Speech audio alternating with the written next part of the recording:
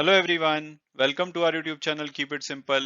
आज के वीडियो में हम बात करेंगे Parag Parekh flexi cap fund की, जो कि 15 मार्च से दोबारा से जो फ्रेश इन्वेस्टमेंट है इनके म्यूचुअल फंड के लिए वो लेना स्टार्ट करेगा। आपको याद होगा कि 2 फरवरी से जितने भी म्यूचुअल फंड फॉरेन पोर्टफोलियो में इन्वेस्ट करते हैं उन्होंने फ्रेश इन्वेस्टमेंट पे रोक लगा दी थी।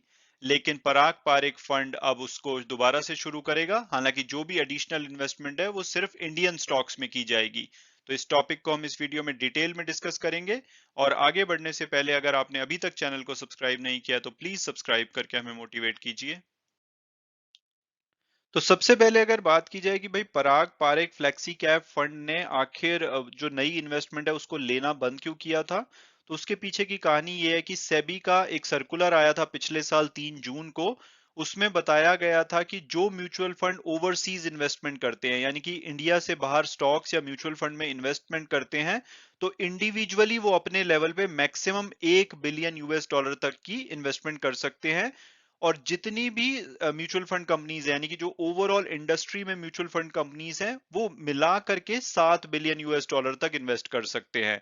हालांकि इसके ऊपर 1 बिलियन US डॉलर की एक सेपरेट लिमिट थी जो कि ओवरसीज ईटीएफ्स के लिए थी। तो जैसा कि हमने देखा है कि पिछले कुछ टाइम में जो इंडियन इन्वेस्टर का इंटरेस्ट है वो ओवरसीज इन्वेस्टमेंट में काफी बड़ा है, खासकर यूएस की कंपनीज में जैसे अमेजोन, एप्पल, गूगल वगैरह में। तो इसकी वजह से जो ये 7 बिलियन वाली लिमिट थी ये 95% तक ऑलमोस्ट क्रॉस हो गई थी। और इसके चलते जो सेबी है उन्होंने म्यूचुअल फंड कंपनीज को एडवाइस किया था कि भाई आप ओवरसीज सिक्योरिटीज में जो फ्रेश इन्वेस्टमेंट है उसको 2 फरवरी से बंद कीजिए, नहीं तो हम ये जो 7 बिलियन की लिमिट है उसको ब्रीच कर जाएंगे। तो जब सेबी की डायरेक्शन आई थी तो इसके बाद जो एमफी है, association of mutual fund in India, उन्होंने म्यूचुअल फंड को बोला था कि भाई आप लमसम पेमेंट और जो नए एसआईपीज आप इशू कर रहे हैं उसको स्टॉप कर दीजिए 2 फरवरी से। हालांकि इसमें बोला गया था कि आपकी कोई पुरानी एसआईपीज या एसटीपीज चल रही है तो वो कंटिन्यू रह सकती हैं, लेकिन ज्यादातर म्यूचुअल फंड्स ने इवन एग्जिस्टिंग सिप्स और एसटीपीस को भी बंद कर दिया था। तो इस डायरेक्शन के चलते जो पराग पारेख म्यूचुअल फंड है उन्होंने भी अपने पराग पारेख फ्लेक्सी कैप फंड के लिए जो नए इन्फ्लोस थे उसको लेना बंद कर दिया था, क्योंकि ये 30% जो अपने फंड का कॉर्पस है वो फॉरेन सिक्योरिटीज में इन्वेस्टमेंट करते हैं। इसके अलावा 60% 65% इनका डोमेस्टिक इंडियन स्टॉक्स में जाता है और बाकी का जो रिमेनिंग 5% के आसपास है वो इनका कैश में रहता है। तो इन्होंने भी 2 फरवरी से नई जो फ्रेश इन्वेस्टमेंट है इन्वेस्टर की वो लेना बंद कर दिया था। और ये जो हॉल्ट किया गया था ये फ्रेश लमसम इन्वेस्टमेंट, साथ साथ में जो एसआईपी और एसटीपीज थी इन सभी को हॉल्ट कर दिया था। और जो दूसरे असेट मैनेजमेंट कंपनीज हैं पराग पारेख के अलावा, उन्होंने भी सिमिलरली जो भी उनकी फॉरेन सिक्योरिटीज वाले पोर्टफोलियो थे वहां पे नई इन्वेस्टमेंट्स को लेना बंद कर दिया था।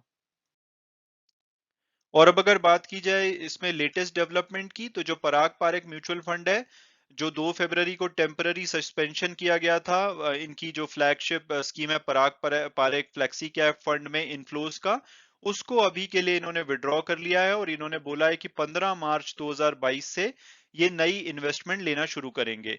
हालांकि क्योंकि अभी तक सेबी और आरबीआई ने जो ओवरसीज इन्वेस्टमेंट की लिमिट है उसको इंक्रीज नहीं किया है, तो जो भी इंक्रीमेंटल इन्वेस्टमेंट होगी वो इंडियन स्टॉक्स में होगी। यानी कि अगर आप अब पराग पारेख फंड में 15 मार्च के बाद जो भी पैसा इन्वेस्ट करेंगे वो सिर्फ इंडियन स्टॉक्स में ही किया जाएगा।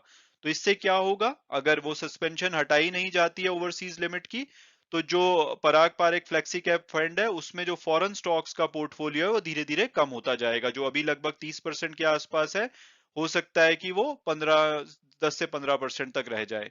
लेकिन कंपनी का कहना है कि जैसे ही ओवरसीज इन्वेस्टमेंट लिमिट इंक्रीज होगी, ये अपने फंड के पोर्टफोलियो को रीबैलेंस कर देंगे जैसी भी सिचुएशन चल रही होगी। तो उसके बाद जो वापस से जो फॉरेन स्टॉक्स की वेटेज है वो रेगुलराइज हो जाएगी। लेकिन अभी के लिए ये उसको विड्रॉ कर रहे हैं और इंडियन स्टॉक्स में इन्वेस्टमेंट कंटिन्यू करेंगे। हालांकि इन्होंने बोला है कि जो इन्वेस्टर अपनी वेटेज को कम नहीं करना चाहते फॉरेन स्टॉक्स में, वो जो लिबरलाइज्ड रेमिटेंस स्कीम है आरबीआई की, उसको यूज करते हुए बाहर की कंपनीज में स्टॉक्स या म्यूचुअल फंड में इन्वेस्ट कर सकते हैं। तो अगर आप स्टॉक्स में इन्वेस्टमेंट करना चाहते हैं तो एनएससी इंटरनेशनल जो स्टॉक एक्सचेंज है उसके थ्रू भी आप कर सकते हैं। इस टॉपिक पे मैंने एक वीडियो बनाया, आप मेरे चैनल पे देख सकते हैं। उसको यूज करते हुए आप किसी जो एनएससी इंटरनेशनल के साथ रजिस्टर्ड ब्रोकर है उसके साथ आप डीमेट अकाउंट खोल करके फॉरेन कंपनीज की खासकर अमेरिकन कंपनीज के 8 शेयर्स में अभी इन्वेस्ट कर सकते हैं और आने वाले टाइम में ये लिमिट बढ़ के 50 शेयर्स तक जाएगी। और जो एएमसीज हैं, जो ये लिमिट लगाई गई थी कि भाई नई इन्वेस्टमेंट नहीं कर सकते वो फॉरेन इन्वेस्टमेंट में, तो अभी के लिए जो उनकी पुरानी इन्वेस्टमेंट है वो उनको बेच करके दूसरे फॉरेन स्टॉक्स में खरीद सकते हैं। जैसे कि अभी गूगल में इन्वेस्टमेंट कर रखी है तो उसको बेच करके वो पैसा अमेजोन में लगा सकते हैं, लेकिन 2 फरवरी से कोई भी नया पैसा वो बाहर की कंपनी में नहीं लगा पाएंगे। और जो पराग पारेख कंपनी है म्यूचुअल फंड, उनका कहना है कि इनकी जो ओवरऑल फॉरेन इन्वेस्टमेंट है वो 725 मिलियन यूएस डॉलर के आसपास है, यानी कि जो 1 बिलियन की इंडिविजुअल लिमिट है उसमें अभी भी काफी स्कोप बचा है। और इनका कहना है कि भाई आरबीआई के लिए जो लिमिट इंक्रीज करने की जो कंडीशंस है काफी कंड्यूसिव है, तो इनको लिमिट फटाफट इंक्रीज कर देनी चाहिए। और उसका रीजन अगर हम देखें तो जब ये लिमिट लगाई गई थी 7 बिलियन यूएस डॉलर की, ये अप्रैल 2008 में लगाई गई थी। तब जो हमारी म्यूचुअल फंड इंडस्ट्री थी उसमें ओवरऑल जो इन्वेस्टमेंट थी सिर्फ 5 लाख करोड़ की थी, और हमारे जो फॉरेन एक्सचेंज रिजर्व थे वो भी 309 बिलियन के आसपास थे। लेकिन आज की डेट में जो ओवरऑल म्यूचुअल फंड इन्वेस्टमेंट्स हैं भारत में वो 37 लाख करोड़ से ज्यादा है, और जो फॉरेन रिजर्व हैं वो भी 634 बिलियन हो चुके हैं। तो इसकी वजह से जो ये लिमिट है इसको डेफिनेटली बढ़ाया जा सकता है।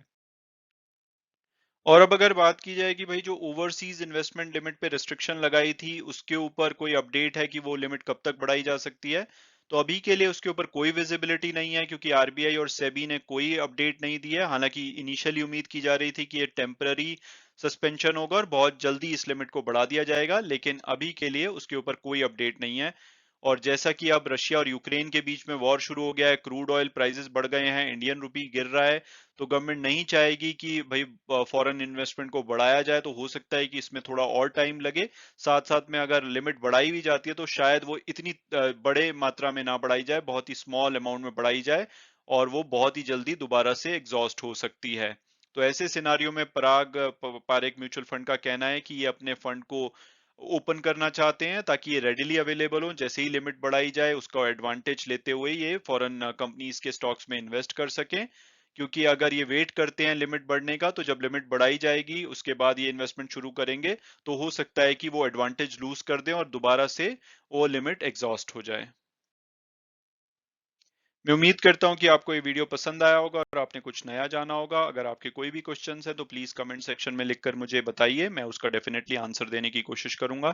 Thanks so much for watching the video and God bless you all.